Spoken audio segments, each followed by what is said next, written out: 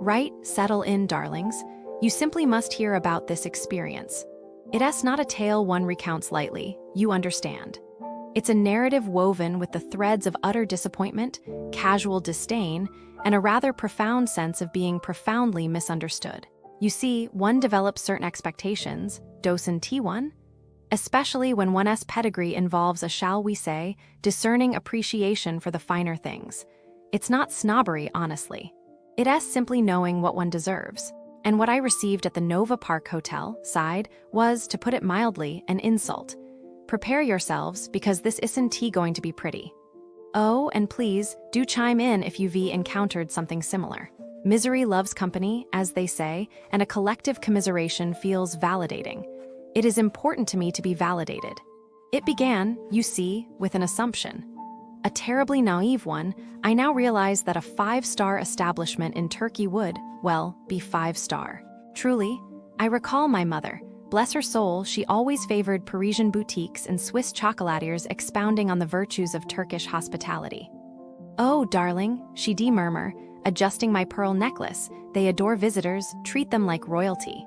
Oh, how delightfully wrong she was. The moment I stepped off the transfer vehicle, incidentally, that smelled faintly of disappointment and questionable air freshener, I sensed a shift. A subtle but distinct assessment. A sorting, if you will.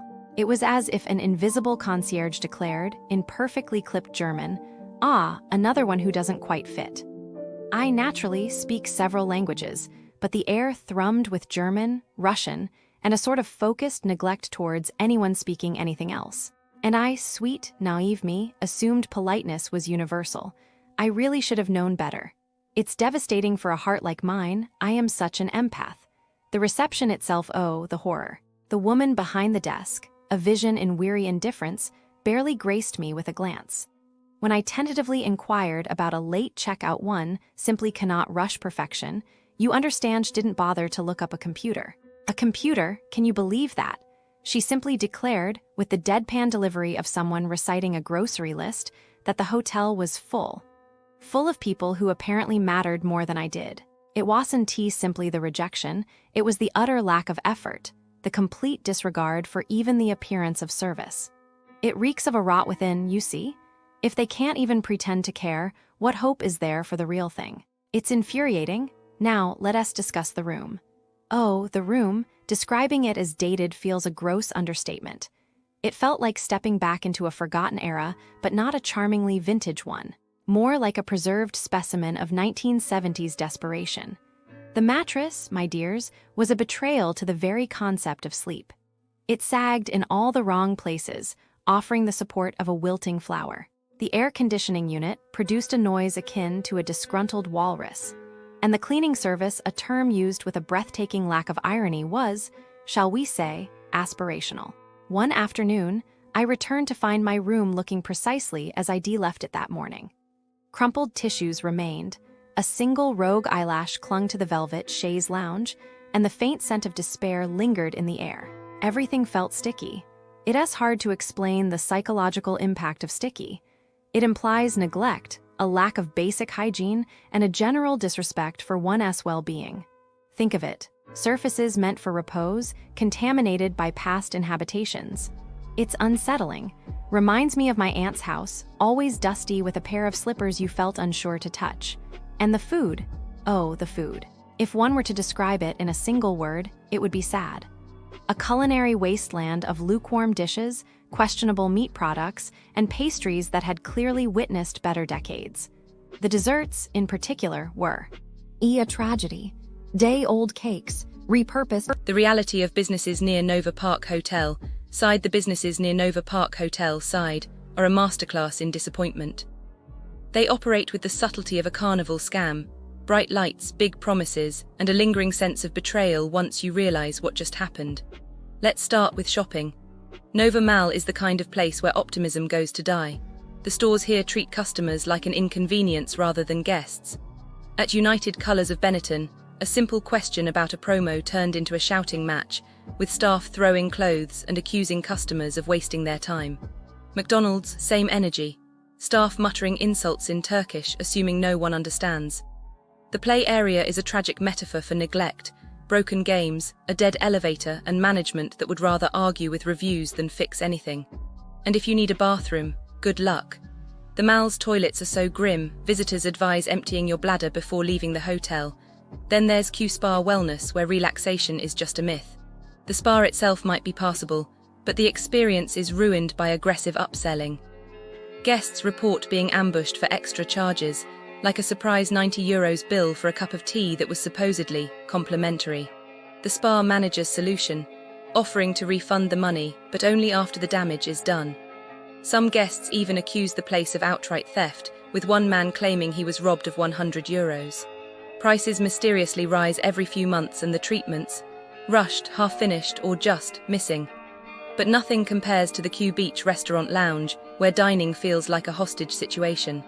The food is a tragic comedy: garlic bread with no garlic, salmon destroyed beyond recognition, and pizza that tastes like cardboard left in the sun. The real horror, though, is the billing. Payment terminals conveniently stop working, forcing guests to walk back to their hotel with a random stranger to pay in cash, until suddenly the machine works again. The owner's response to criticism: threatening messages, demands to delete bad reviews, and even accusations of legal action. One guest described the owner grabbing their phone to upload a fake 5-star review himself. This isn't hospitality, it's extortion with a seaside view. Nightlife isn't any better. Karma Restaurant nightclub is where wallets go to die. The drinks are mostly ice, the prices change depending on who's asking, and the free entry policy is a lie. Men are hit with a €200 table charge the second they walk in. Women, free because they're the bait. The staff's attitude, openly hostile. One group was told to leave after 30 minutes because they didn't order enough alcohol. Another was charged double for cocktails, with the bill mysteriously including an unrequested transfer fee. Even Lush Cosmetics in the Mal manages to be a letdown. A store that sells relaxation somehow turns shopping into a stressful interrogation, scolding customers for lowering masks to smell products, forcing them to use foul-smelling sanitizer, and greeting them with an aggressive, "Hey, friend." That feels more like a threat than hospitality. So what's the takeaway? The businesses near Nova Park Hotel side operate with a predatory glee. They see tourists as walking ATMs, to be overcharged, misled, and dismissed. If you stay here, assume nothing is as advertised. Check every bill twice. Avoid complimentary anything. And maybe pack a lunch.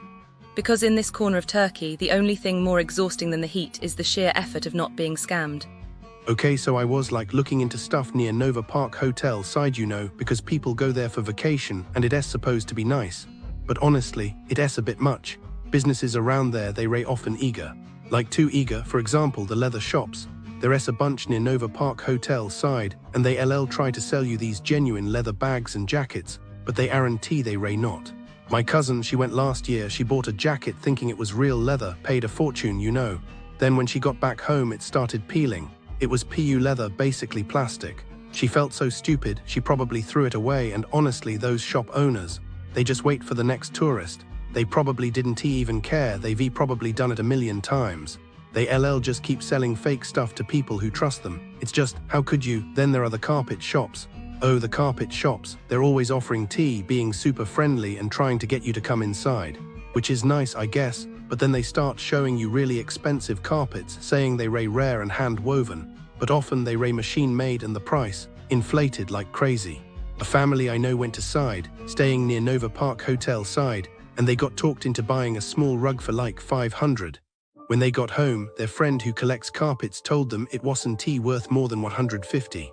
They tried to contact the shop, but they just ignored them. I bet they're still displaying that rug, waiting for another unsuspecting tourist. It's just so frustrating. And the currency exchange places outside Nova Park Hotel side. Some of them will give you a terrible exchange rate and then add hidden fees. My neighbor, she went last summer, she exchanged money and thought she got a good deal, but when she checked her bank statement, she lost like 50. She was so upset, she likely didn't bother fighting it. It is too much hassle when you ray on holiday. Those exchange places probably get away with it all the time. They see tourists, they see easy